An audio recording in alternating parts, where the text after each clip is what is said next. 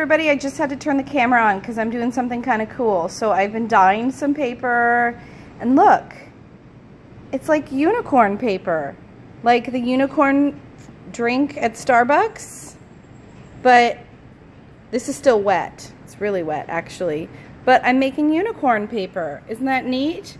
This is not Dilutions, it's something else. I know I'm being a tease.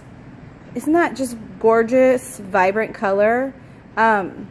So I'm just dyeing this paper here. Look at this little, maybe like a tag. Okay, let me go show you something else. Hold on one sec. All right, here's another one that's still very wet. That dark blue in the middle is actually puddles. But there's another one. That's the one that I actually started doing. And the blue and the pink started making purple, like blue and pink always do when they are mixed. So yeah, I can't wait to keep doing this. It's super fun. But I just wanted to show you all kind of what I've been doing. Maybe I'll make a unicorn journal. I can make a unicorn journal. Anyway, I don't have enough hours in the day to make art.